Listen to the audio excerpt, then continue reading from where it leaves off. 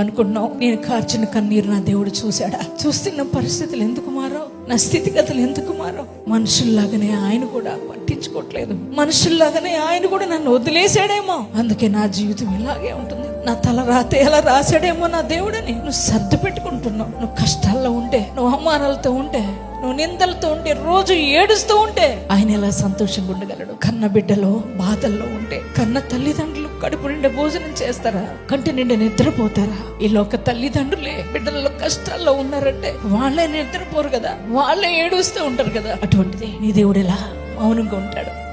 నువ్వు బాధల్లో ఉంటే నీ దేవుడు ఎందుకు సంతోషిస్తాడు? ప్రియ సహోదరి, సహోదరుడా, నువ్వు ఏడుస్తుంటే ఆయన కూడా బాధపడతాడు. ఆయన అంటున్నాడు, నీ కన్నీళ్ళన్నీ కూడా ఆయన బుడ్డిలో దాచి ఉంచాడు. ఆ కన్నీళ్లకు ఈ సంవత్సరం జవాబు రాబోతుంది. ఈ 2026 నీదే. నీ దుఃఖము నాట్యంగా మార్చబడే సంవత్సరం ఇది. నీ అంగలార్పు నాట్యంగా మార్చబడుతున్న సమయం